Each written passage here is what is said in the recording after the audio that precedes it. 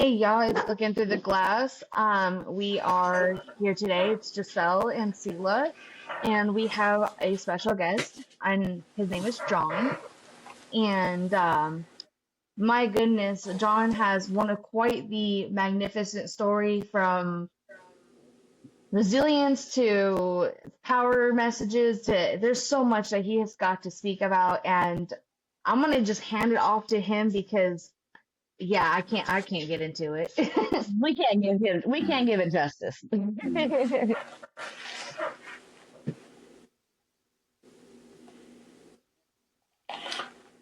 You wrote me to go now? Yep, we're gonna hand it right off to you, John. Oh, awesome.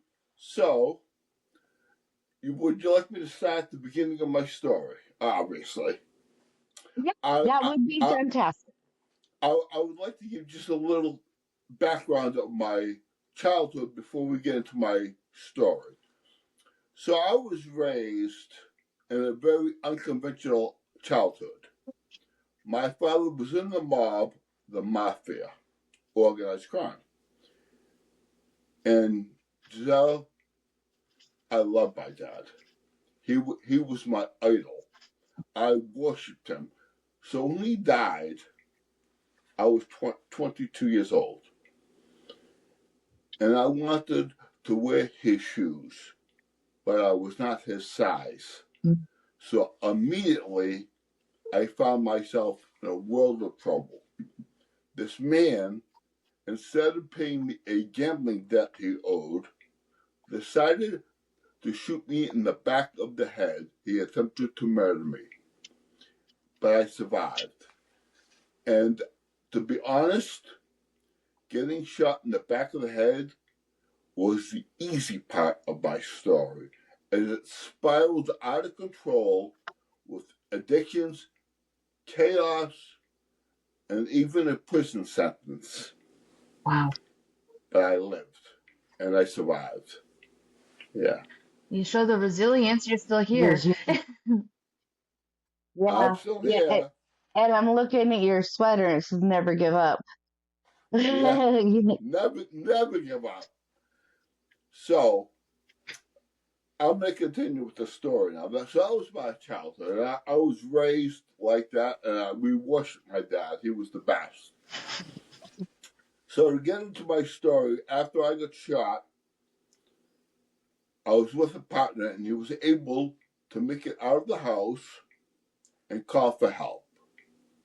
And the next thing I knew, as I woke up in the hospital, I spent 90 days in a coma, and I woke up.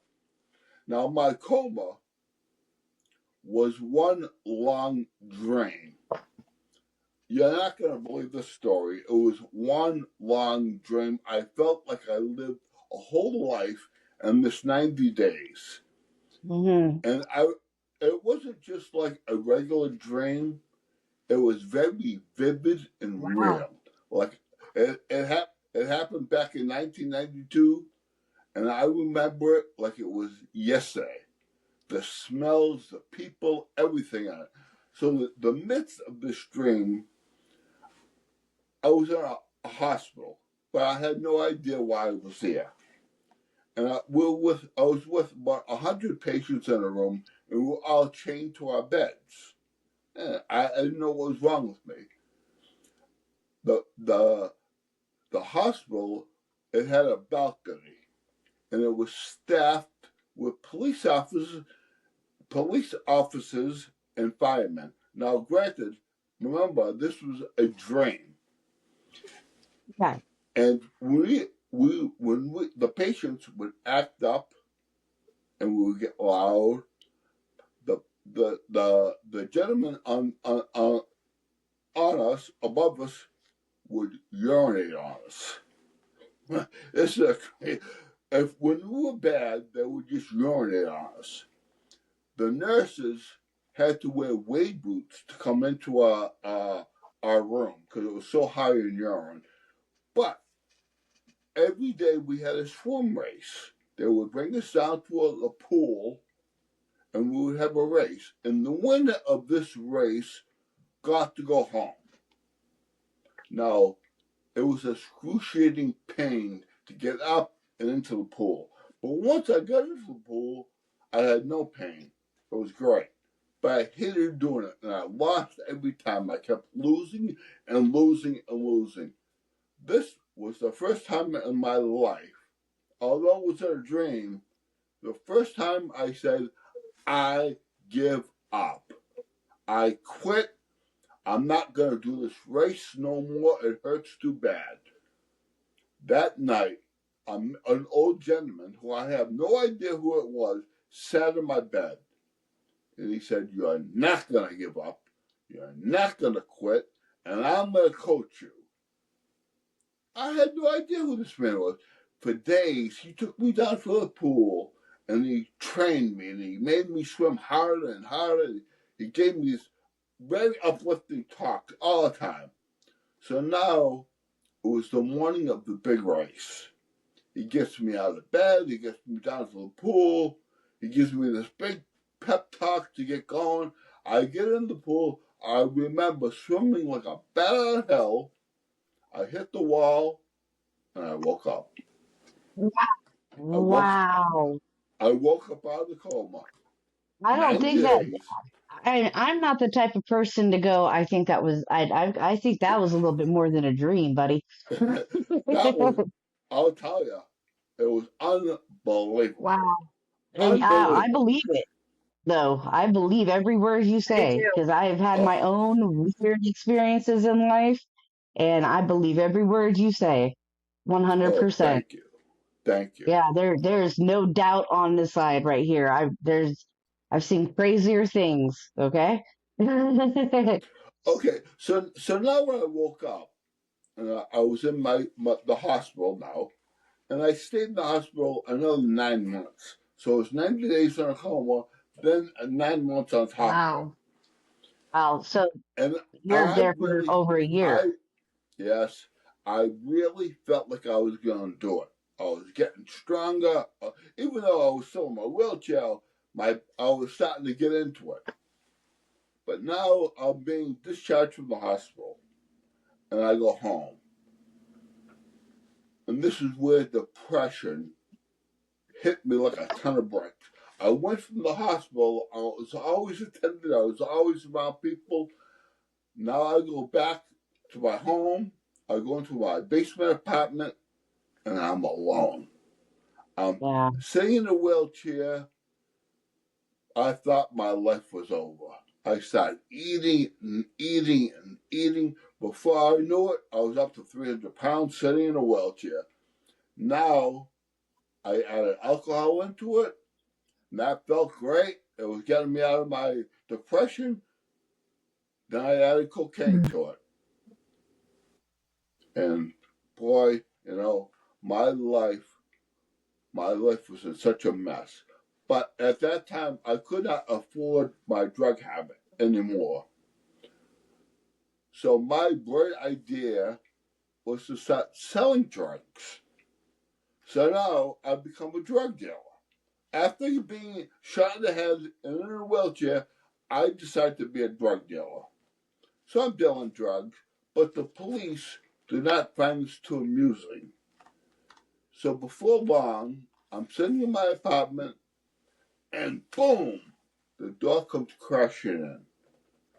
12 cops come barreling through the door, pointing guns at me. I said, oh, you know what? I said to myself, thank God, this is over. My life was in such a mess. This was a good thing. I couldn't believe I felt good about this. I remember smiling and laughing, and the cop said to me, he said, what are you laughing about? You're in some serious trouble here. And that's when I said, sir, you just don't understand how bad my life is right now. It can't get any worse, but it does. So I go to jail, and I was able to make bail right away. So I remember my brother-in-law picking me up at the jail. We're sitting in the parking lot of the jail. I have no money. I have no drugs. I have nowhere to go. I was a lost soul. My How brother-in-law long did you says spend in jail? I spent 6 years. 6 years. Okay. So now I get bailed out after one night, and I had nowhere to go. And that's when my brother-in-law said to me, "You need to start with getting sober." And Mhm. at that time, I had no options. I said, okay. So he drove me to detox. And I started coming around. The drugs were coming out of my system. I started feeling good about myself. I was going to the meetings. I was, in a detox, you're confined to detox. You're in it. But I knew I wanted to stay sober. And detox is only about 7 days.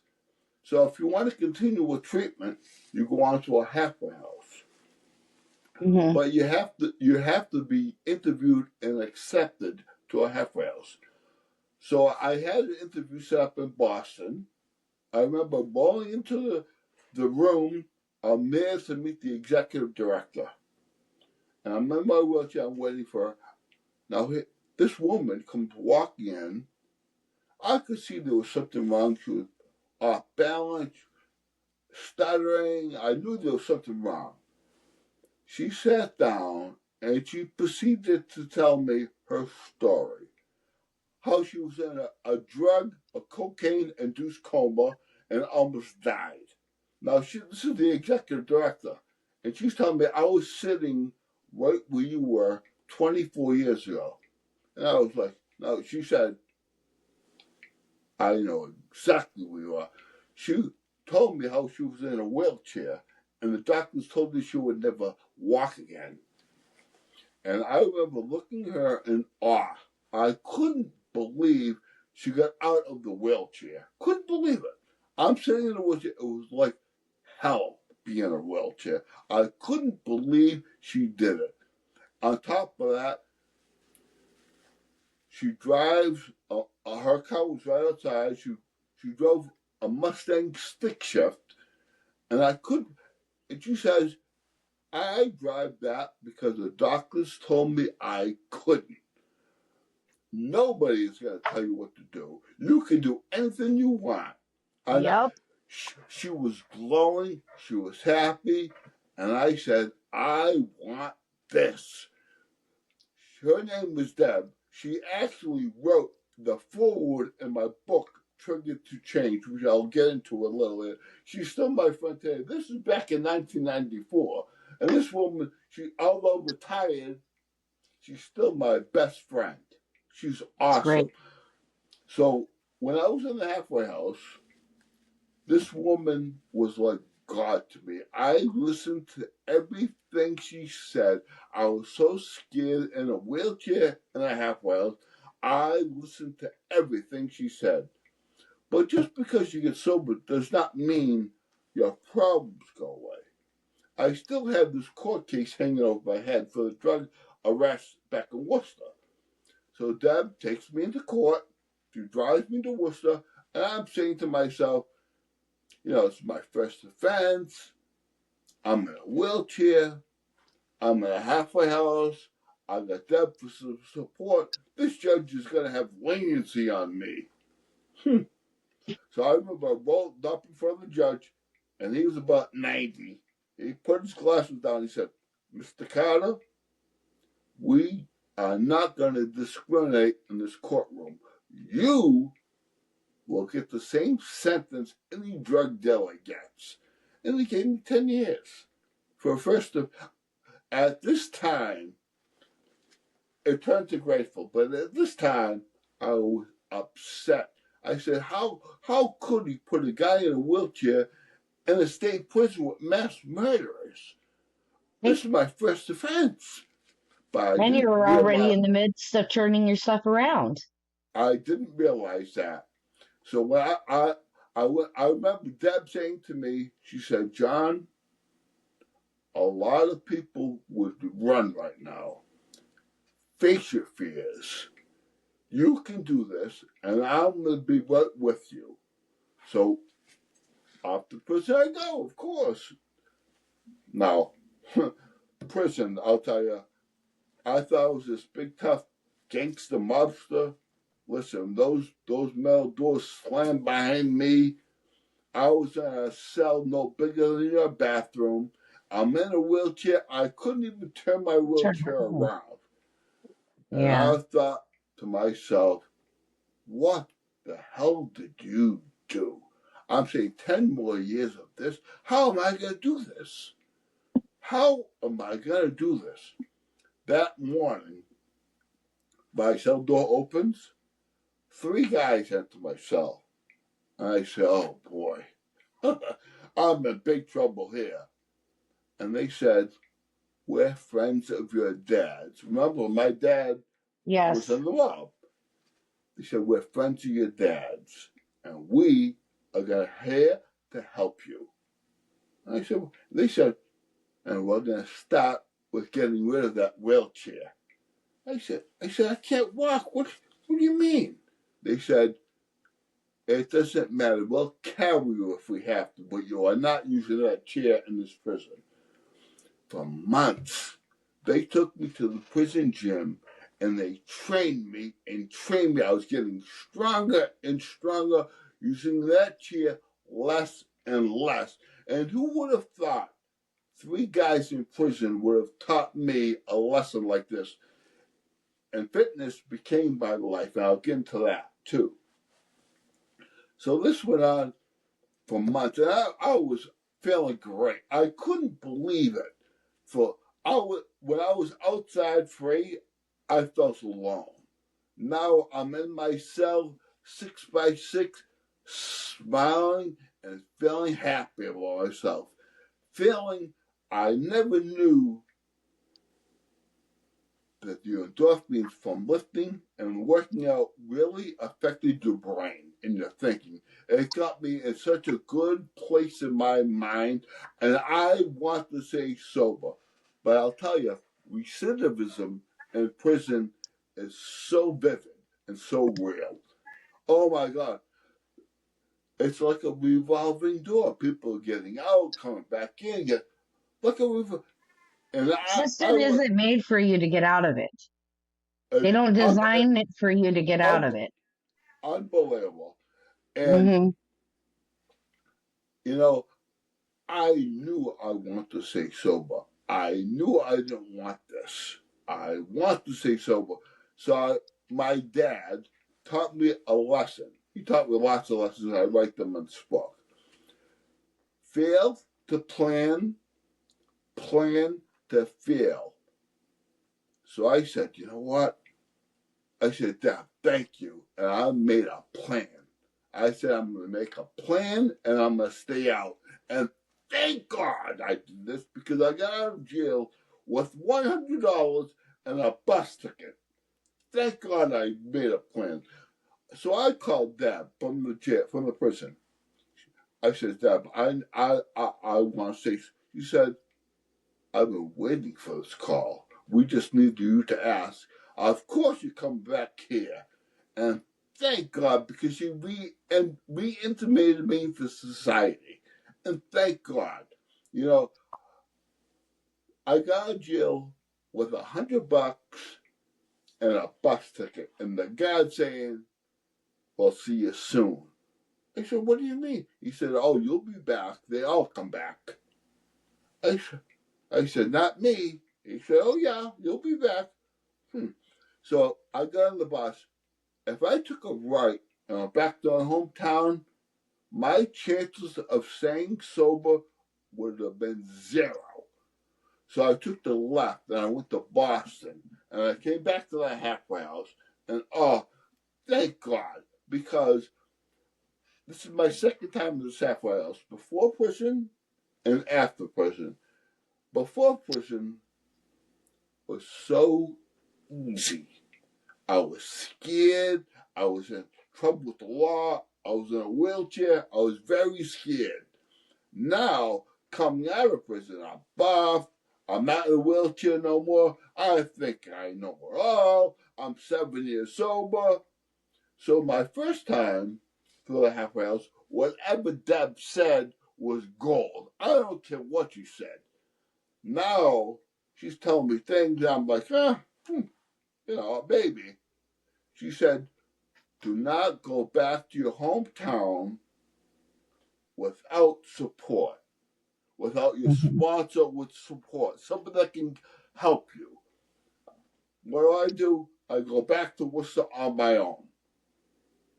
And friends, I went to see my old friends, and they don't care if you're sober or not. They don't concept it. They have no idea. They put all the drugs right in front of me, and by the grace of God, I didn't do it, and I went back to the halfway house. And I remember sitting in a meeting with the whole halfway house, and it was my turn to talk, and I just started crying like a baby. You couldn't even understand I had so much emotions. You couldn't understand what I was saying. I was just hysterically crying. And that's when Deb said, this is going to help you stay sober. You just walked through a big thing. I don't recommend that again, she said, because you'll not be so lucky. If it's in front of you, you just might be so lucky. Yeah, But just because you made the right decision this time doesn't mean that you'll have the strength to do it next time. there you go. There you go. Yeah. Now, this was a working house. You had to have a job. Mm-hmm. So I went down to Harvard Square in Boston, and I'm looking for a job. And on the outside of Harvard Square, they have a paper stand, the newspapers and magazines, and that's where I got a job. I was making $7 an hour, and I thought I was gold. I was 32, and people said, "Yeah, making $7 an hour." I said, I just was making 50 cents a day in prison, bullying Yeah. $7 an hour. I used to have to be at work at 5 in the morning. I would walk to work, and I would stop over the Charles River Bridge. I would just no cars, no noise. I would just look up, and I would say, "Oh, thank God, this is beautiful." On the way to work, this is beautiful. But I knew I wanted to get into fitness. So while I was working, I went to all the gyms in my local area to get a job. I walked with a awkward gait. I would slur. They wouldn't give me the time of day. They wouldn't give me interviews. I couldn't get. So my friend said to me, I'm going to the gym to work out. Let's go have a workout. So I went to go train with him. But it happened to be one of the gyms I had on my list to go interview with. I just haven't gone yet. So I went in, and now I'm not in my interview clothes. I'm in my gym clothes. And I do have a good physique. So my gait and my speech aren't so apparent. I'm in the gym, I have muscles. So I'm working out, and I see the manager. He's a short, big, stocky guy. He looked very intimidating. I said, I might not go talk to him right now. But then I noticed how friendly he was. He was giving everybody towels. He was greeting everybody with a smile. I said, "Oh, I'm gonna talk to him." So I waited for my chance to go meet him. And when I approached him, he said, "Yeah, I got a few minutes. We can sit down in my office and have a little talk." Well, that 3 minutes turned into like an hour and a half interview. And I told him my story, and he said, "Can you start tomorrow?" He says to me. And he hands me the application. He just fills out. Now it comes to a part where there's a query question. And this is the only part of my story I have not told him. I didn't tell him about prison. I said, "Oh, shit, what the hell am I going to do here?" I said, "You know what? Deb told me be honest. I'm going to be honest. I'm going to shoot it out there." I told him the whole story. He didn't blink an eye. He's looking right at me. He said, "Okay, can you start tomorrow?" I said, "Did you just hear what I said?" I said, I'm a felon. I've been out of jail 3 days. And he said, first of all, thank you for being honest. Second of all, he said, I just wish my mother could hear your story. His mother passed away a few months ago of alcoholism. He said to me, if she heard your story, she just might not drink again and might still be alive. So that I go home, I'm very excited. I can't believe he just gave me a job. My phone rings. It's my boss. He says, my morning person who opens my gym called in sick, and I live an hour away. I can't get there. Can you do it? I said, of course I can. But what do I do? How do I get? He gave me the combination to the gym, and I'm thinking to myself, this guy just gave an ex-felon the combination to his business. I said, oh my goodness. God is beautiful. So now this is the kicker. So I go in. Now at Boston Sports Club, this is the gym I was working at. When you become a member, you get, it's called a PFW, a private free workout, where they come in, they get a workout. So the guy comes in, and he's looking for the guy that I'm filling in for. He said, I'm here to see so-and-so. He said, I'm here for a workout. And I said, oh, Jesus. I'm saying to myself, I said, I can help you. We'll talk. So we sit down, we have a little talk, and he starts telling me how he has diabetes, he has a herniated disc, he has heart problem. And I'm sitting there, I'm trying not to look overwhelmed, but boy, I was overwhelmed. I said, oh my goodness. So I says to him, okay, let's go have a short little workout, a nice light workout. And we're talking, I'm training him, we're working out. Now it's time to go back to the office, and this is where I am supposed to sell him a package so it becomes my client and I can train him all the time. So I hand him a menu of the things, of the different packages. And he says to me, oh, I'll take one of these 50 packs. The price is $4,000. Wow. Your very first one right out the gate. Dude, I didn't know what to do. I was panicking inside. I was sweating. I was trembling. I'm trying to show him my emotions. I couldn't believe it. So now I see my manager walk in. And I said, can you excuse me for 1 second? I ran to my manager. I said, David, this guy wants to buy a 50-pack. He said, stop playing with me. I said, David, seriously, he's in the office right now. He said, follow me.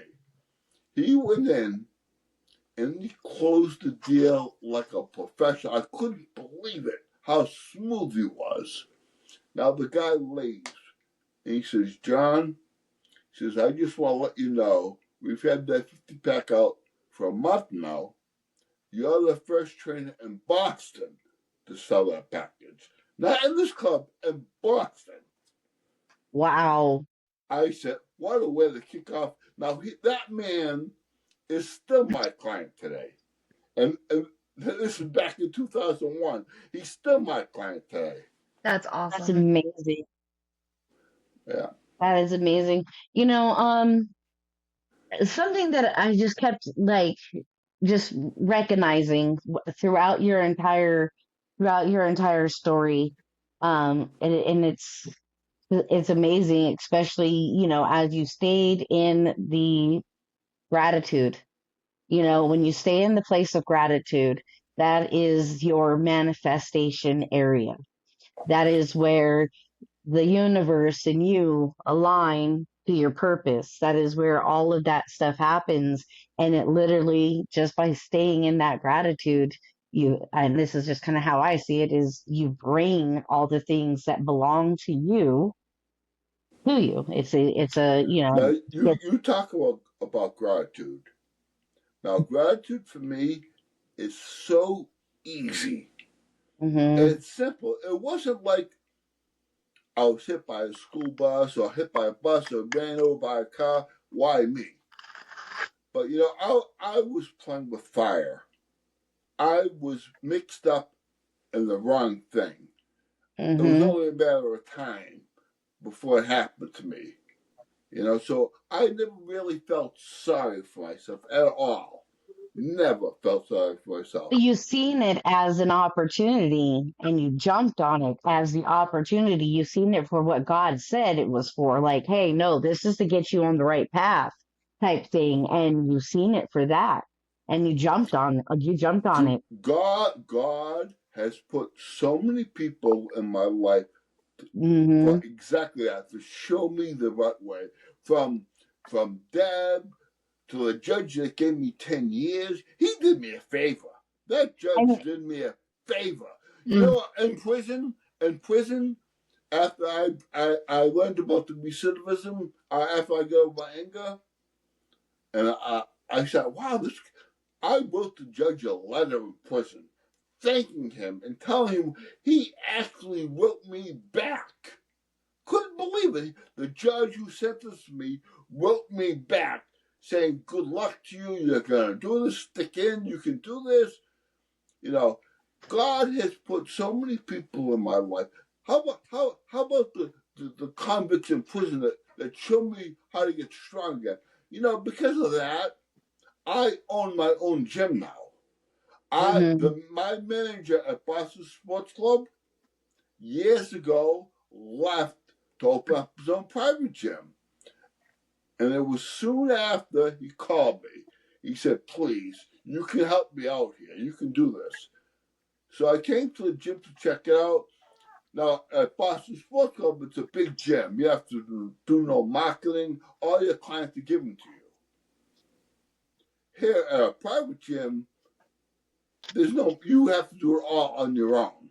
Yeah. So oh my, I was so scared and so nervous, but I did it. And I left Boston Sports Club and I came to work for him. And it wasn't much longer after, because this is a private gym, one-on-one.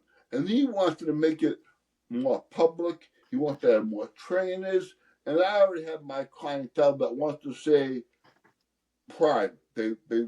I work with a lot of people with disabilities and balance clubs. They like privacy. That's why they're here. Yes, absolutely. So it was my choice to either leave or buy him out. So I did the hard thing and I bought him out. You wouldn't understand how difficult that was. After I bought him out, I think I had $18 to my name. If I didn't train, I didn't eat. I hmm hustled and hustled and hustled. Now my gym is 13 years old. Love it. Love it. I love helping people, inspiring people. I love when my clients tell me how they can carry their suitcase through the airport. They can put their suitcase above the rack. They can do this. They can shovel their snow. They can do it. They can live life. I always say when we get older, it's our golden years. I don't want to stop working and not be able to enjoy life. Giselle just told me about her daughter. You want to be the grandmother when you're 80. You want to be able to play with your granddaughter. Exactly, exactly. Like, and it's really funny because you talk about that, and my granddaughter has been an inspiration for me to Unbelievable. for me to get out there. Like, so because of my seizures, and because of my drug addiction, I still my body stays in fight or flight between my head injury, my drug addiction, and my PTSD from past relationships. Uh, all of those combined created a very dark world for me that Mm. I had that I literally had to crawl my way out of. I was in this deep dark hole when the seizures hit because I quit. When I hit my head, I was still in that active addiction mindset, the fear mindset, being afraid of not of letting go of things, and I still continued to use to try to cover up the symptoms. Let me let everybody know. I tell this every time. It did not cover up the symptoms of my head injury. It just made a situation way, way worse. Here you go, buddy. And I gotta say this: you guys, a mother and a daughter, is so awesome. I'm a single dad, and my son lives with me, and he's here with me all the time. Unbelievable. I am so blessed. I write in my book exactly this, and I'll quote it. A man asked me one time, a client asked me, he said, "How can you be so happy after life took so much from you?" And I looked at him, I says, "Life has given me so much So more much than more. what it's taken. So much more. Yes. I am Yes. so I am so blessed. I walk around with a 200-pound Great Dane service dog, never alone. His eyes are on me 24 hours a day. I am so blessed. So blessed. Yes. I Unbelievable. absolutely. I feel the same way. I am very, very blessed. Like you said, when the addiction or the no longer using goes away, your problems don't, and you have to learn how to manage all of that. And animals has definitely been a savior for Unbe- me.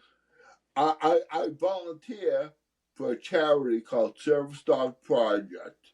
And actually, the proceeds of my memoir are helping the farm. We raise, train, and donate Great Danes to the mobility impaired. And it starts with veterans and first responders having priority. It's Hmm. unbelievable. Unbelievable organization.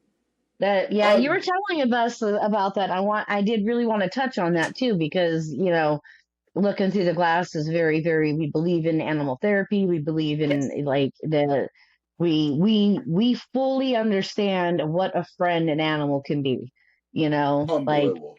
even though they may not speak the same language, you can hear them when they are comforting you. You Oh can my literally gosh. feel that it is proven science that cats' purrs are healing to humans. It's Unbelievable. proven science that the vibration of bees is Unbelievable. healing to humans. Like there's scientific proof behind this stuff. And so we are huge on that. So, um, you also have your memoir, your book. Um, let's hit on that a little bit. Can you let our audience know the name of your book, where they can find it, and also, your gym, if they want some personal training, we have people all over the world. So They, the name of my memoir is Triggered to Change: A Life Full of Turbulence. And what got me to write this book was that I did a TED Talk. Now I gotta tell you about my TED Talk. See, I never really wanted to tell my story to my clients because I meet them right away. By the way, I was shot in the head. I was in prison. I was a drug dealer. But join my gym. yeah, They'd run. yeah, So I made up a story, but I didn't want to lie. But so I made up a story to tell my clients that they wanted to know what happened here. So I would just say I was in a hunting accident and shot in the back of the head. So that really wasn't a lie because I was shot in the head. I just didn't tell them that I was the one being hunted. uh-huh. Yeah, exactly. I was gonna say you just didn't specify that you were the hunted. Yeah, exactly. So this client of mine, his name was Taryn. And when you train with somebody in a private setting, this 3 or 4 times a week, you build up a rapport. You start trusting them. So little by little, I would divulge a little bit of my story. And finally, like after the fourth, fifth time of talking with her, she says, "Oh my God," she says, "I just thought you were in a car accident. I had no idea. You can't surprise me," she says. And I sit and tell her about the prison set. I said, the prison thing. I said, "Oh, really?" I said, "Well, here's another story." And I told her about the prison. She said, "You have to do a TED Talk." And she had the connections. She knew those people that she was involved with. So I went for my interview with the TED Talk people. And I remember leaving that, saying to myself, what the hell did she get me involved with here? There was no way I could do this. A TED Talk, you obviously know what a TED Talk is. Yeah, we know. I couldn't go 30 seconds of, I don't know. I said, "Taryn, I can't do this." She says, "Oh, yes, you can." She says, "I'm going to help you. I'm going to coach you." She came to my gym 3 days a week, and she coached me on to do this TED Talk. Unbelievable. It was the best God really did experience. put the people in front of you that when you needed them at the times, didn't he? Like that is Unbelievable. just every step of the story I hear is I just hear God putting And his people in it's front of still you. happening. It's still happening. People are still being put in my life. But Taryn said, "I'm going to coach you. I'm going to train you." Do you know I got a standing ovation at that TED Talk? A standing ovation. I believe it. I felt like I was on a football field again. The adrenaline was a rush. I said, "I love this." I says, "I need to tell my story in a different way." So that's when the memoir came up. And that's how I was born. And the writing of the memoir was awesome. It was like a roller coaster. Sometimes you're crying with sorrow, sometimes you're crying with happiness and joy. It was a roller coaster. But you know something? I couldn't put the pen down. 20 hours a day I was writing. I couldn't stop writing. I loved it. I wrote the whole thing. I have 128 5-star reviews on Amazon, and coming from a man that got his GED in prison, I'm damn proud of that. You should Damn be. proud. Thank Yeah, as you. you should be. As you should be. And now you're here on the podcasts telling your story. You found yet another way to get your story out there to this Yes. world and put help push your book, but also tell your story across the world of your resilience and to just don't give up. How that for me, it's really just staying in that place of gratitude and seeing the opportunities in front of you instead of closing yourself off to them. Opening yourself up to those opportunities is so much more. And and every step of your way in your story, I hear you go. All I heard was I was so grateful. The cops came in and I was smiling because I knew that's what I needed. That's what that's all I heard throughout your entire story was you going, nope, I knew that's what I needed and I was grateful. But the only part where you were like was with the judge, you were like, and that was just a Mm-hmm. shocker. But then you were like, but no, it was still a blessing. It was still a huge blessing that God had given me. And from everybody that I've ever met that has been like that, that's what happens is you stay in that gratitude. You stay in that Oh, open yourself up and just be like, and every time I talk about it, you feel it. You're like, oh, and I hope our listeners feel it the way you do because like in the way I'm seeing it because it's really like you can just see it shine from you and it's very, very empowering. Very, very empowering story. Yes. thank you. So Deb is the one who taught me in order to keep your sobriety. You need to give back. Yep. So I go on commitments. I go like to a detox. Like last night, I went to a detox. I was able to bring a bunch of copies of my book. I gave out to other people in the detox, and boy, just to give them a little inspiration because I know exactly how that felt. And but I can say to them, I was 330 pounds in a wheelchair sitting where you are. I can say that to him. So they can say to themselves, well, you know what?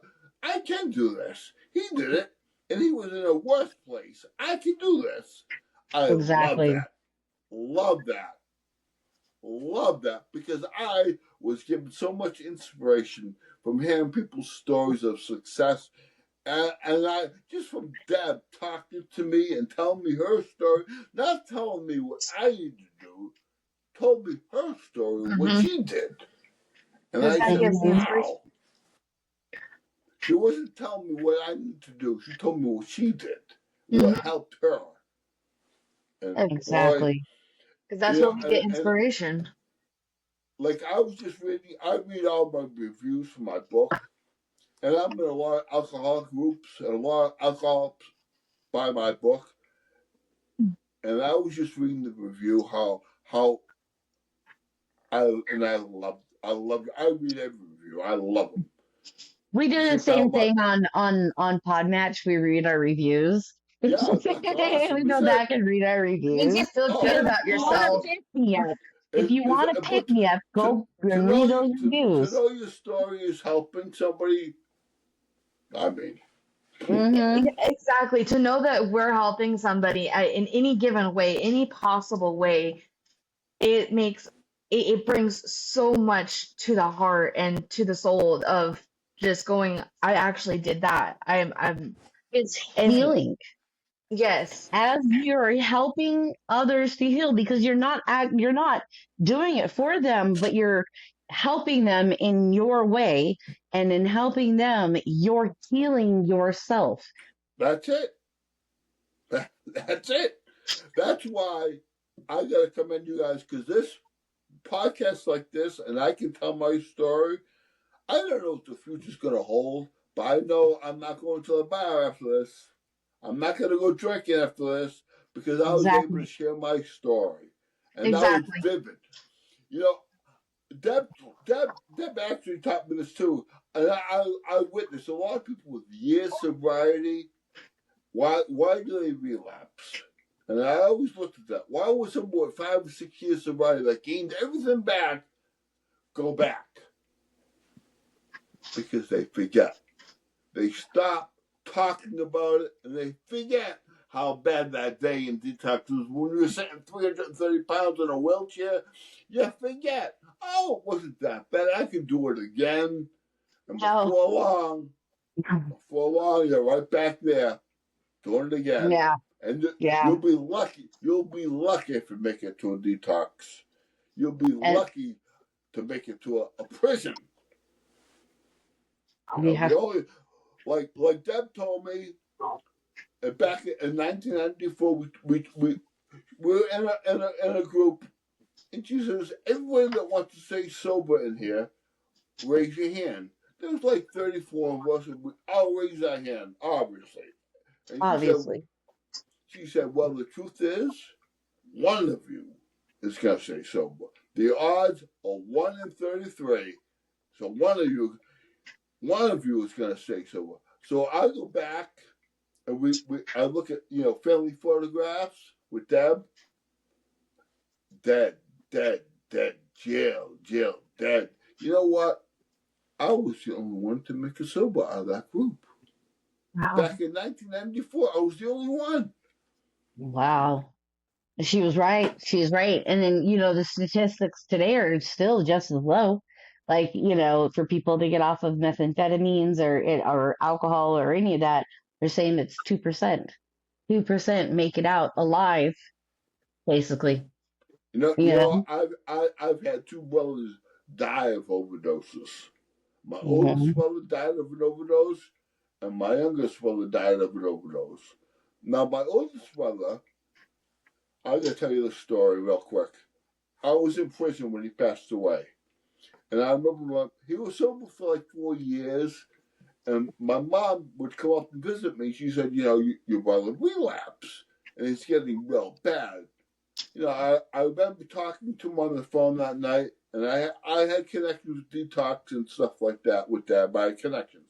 So I said, George, I can get you into a detox now. Oh, he says, I have work. I got to do this. I got this up. At the end of maybe I'll go at the end of the week. That was the last time I talked to my brother. He died that night. Never put the syringe out of his arm. My brother found him on Mother's Day. My brother found him on the toilet dead. He had to call my mother on Mother's Day and tell him your oldest baby just died. Okay, Wow. I hate drugs. Hate them. Yeah, a lot of people feel that way. I'm so sorry that about that. That was one of the things Thank you. that was one of the things that actually kept me because I was addicted to methamphetamines, and they were starting to cut methamphetamines to fentanyl, and I had gotten a couple of batches of that, and I had like it was just enough to where it was like making me crave it more and making me kind of act a little different. And so I started recognizing it. But then when I realized what was going on, every time I was thinking, oh my God, what if I get a batch and, I have to test it to find out if it's got the fentanyl in it, you know? And I didn't have any test kits because I was still very, very quiet hid my addiction hardcore. And I was like, what kept going through my mind is a vision of me OD'd with a pipe in my hand and, one of my kids finding me on the floor. Like OD, that Imagine. was one of the biggest inspirations that helped me to push me. It was when, Now, kept now you have envisioning that. now you have a little granddaughter to make you even more inspiration. I have a lot of problems every morning. I wake up some mornings where I'm puking. I wake up where I'm in shivers all day long still. I wake up where, I have seizures, all of that, but I don't wake up craving drugs. Awesome, dude. Awesome.